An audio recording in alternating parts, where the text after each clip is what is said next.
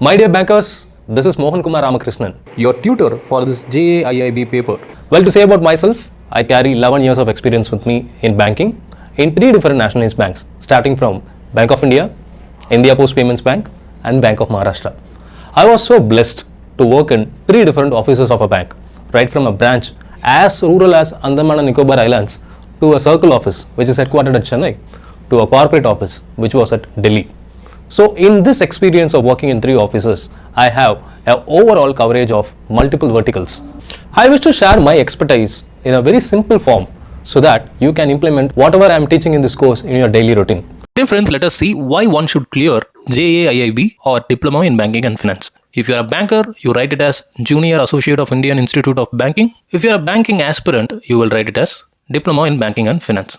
Now let us see what are the benefits involved in clearing JAIIB. There are 3 big advantages. Number 1 is monetary benefit. Number 2 is knowledge benefit. Number 3 is you have greater chances of getting promoted when you have a CIB qualification or JAIIB qualification with you.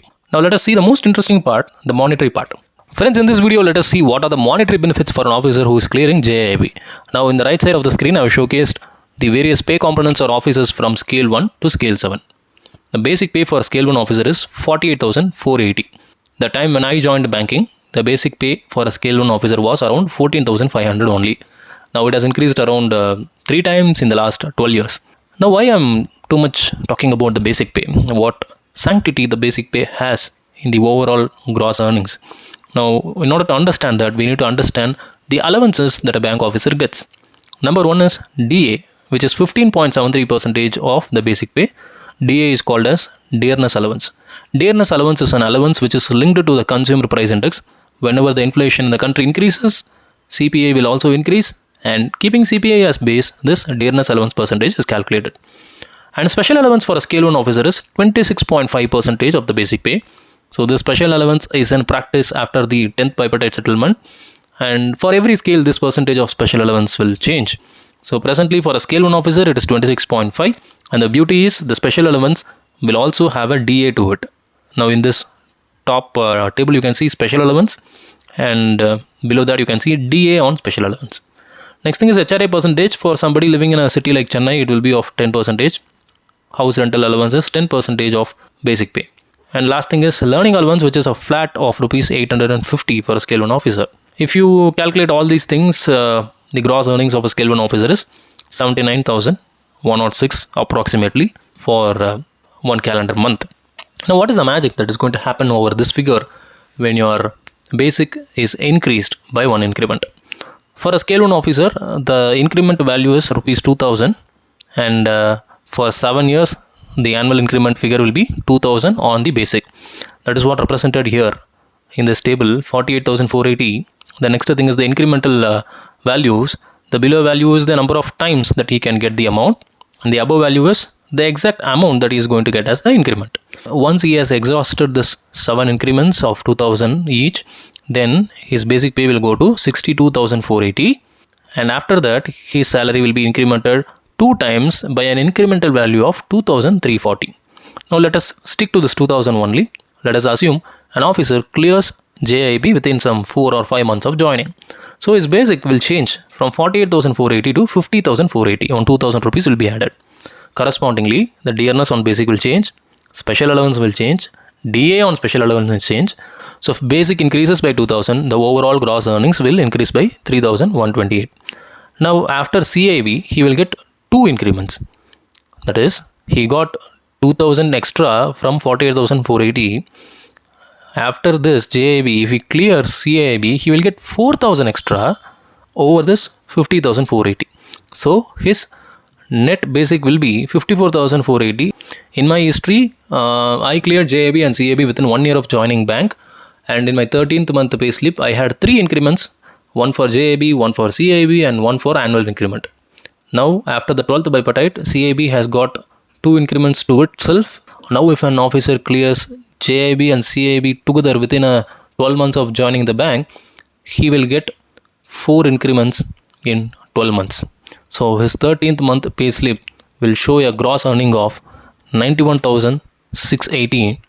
Now when we calculate what is the amount that is incremented from the initial salary, it will be 12,512. In terms of percentage, if we denote this figure, we can say he has got an increment of 16%. You may have friends in IT who used to complain, my annual performance appraisal is just 5%, just 10%. My dear friends, you can get 16% hike if you can clear JAIIB and CAIIB within a year of joining the bank. There are some intelligent banking aspirants. What they will do, before joining the bank itself, they will clear diploma in banking and finance, and once they join the bank, in the first month itself, they will convert this diploma in banking and finance as JAIIB. For those intelligent candidates, they will get the increment much earlier than their counterparts because of clearing diploma in banking and finance much before joining this organization. So if you are a banking aspirant listening to this video, do complete diploma in banking and finance issued by Indian Institute of Banking and Finance, IIBF. So huge chances for you in terms of salary increase after joining the bank. So with this, I summarize the monetary component of clearing a JAIIB exam. Now the next thing is the knowledge component of clearing a JAIIB exam. JAIIB exam has basically 4 papers. Paper number 1, Indian Economy and Indian Financial System. Paper number 2, Principles and Practices of Banking. Paper number 3, Accounting and Financial Management for Bankers. Paper number 4, Retail Banking and Wealth Management. Now let us see the module A of Indian Economy and Indian Financial System, which deals with the Indian financial system's basics. It covers the different sectors of Indian economy, globalization and its impact, economic reforms, foreign trade policy, etc. The module B deals with the economic concepts related to banking, such as money supply, inflation, theories of interest, and business cycles. You will understand the importance of business cycles when you become a credit officer, and if you start to lend for this SME people, that is small and medium enterprises, for cash credit by using tandem methodology, Narasimhan Committee recommendations, etc. You will have a deep understanding on the different cycles of business happening in a particular sector. So that is being taught in Module B. Module C is Indian financial architecture, which throws light on different organizations such as microfinance institutions, development financial institutions, non-banking financial companies, and insurance companies. Module D is the most important module, which accounts for more than 30% of weightage of your question paper. It deals with capital markets, stock exchanges, forex market, fixed income markets, and the interconnection between all these markets along with mutual funds. Now let us go to the paper 2. Paper 2 is Principles and Practices of Banking. Module A deals with general banking operations such as KYC, AML guidelines, how the relationship between a banker and customer is defined, and the operational aspects of deposit accounts, and how to remit foreign exchange, and how to collect foreign exchange, etc. Module B is about function of banks. What does a bank basically perform? The ancillary services given by a bank, cash operations of a bank, government-sponsored schemes that are present in a bank, self-help groups, cards, home loans, personal loans, etc. Module C is Banking Technology, which will teach you the security considerations, overview of Information Technology Act, data communication network and EFT systems, payment systems, and electronic banking. As a banker, you need to abide by the rules and regulations of your particular organization. If you're an officer, you need to be covered under OSR. We call it as Officer Service Regulation. The work ethics and workplace, banking ethics in the changing dynamics, ethical dimensions of employees will be discussed in this module. The third paper is Accounting and Financial Management of our Bankers, which many bankers used to fear. They call it as the most toughest paper of JAIIB. The beauty about this paper is you have plenty of numerical sums here. The more and more you have numerical sums, you will land up at the right exact answer. The problem in theory questions is option B and option C both will look like correct. If you click option C, that will be the wrong answer. So here there is no negative marks. In fact, IIBF introduced negative marks when they introduced the new syllabus. Many officer associations, many employee associations, unions were against that, and later IIBF withdrew their attempt of introducing negative marking in JAIIB. Now, this accounting and principle process is the module A of the paper 3, which will teach you about the accounting standards, basic of accountancy procedures, bank reconciliation statements, and how to do the rectification of errors.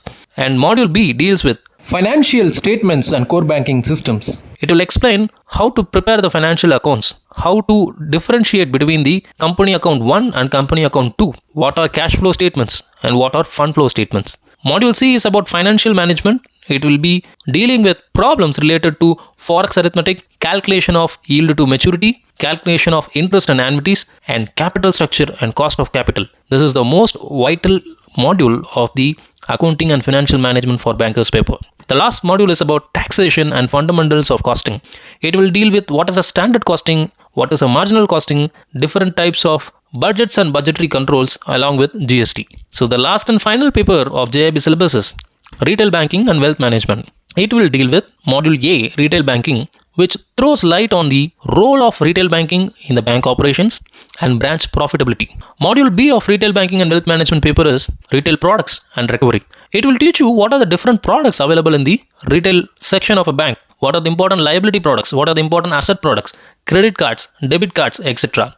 Module C is about support services like marketing of banking services, products, etc. It will teach you about the different types of delivery models, service standards for retail banking, delivery channels in retail banking. And the last module of Retail Banking and Wealth Management talks about wealth management, how to do effective tax planning, how to do effective investment management, and the financial services provided by banks. Additional reading materials on home loans lender appraisal procedure. All these things will be covered in the last module of Retail Banking and Wealth Management. The moment I utter all these topics, my dear friends, once if you're thorough with these topics, it means you have got the complete control of the daily operations of an Indian banking system.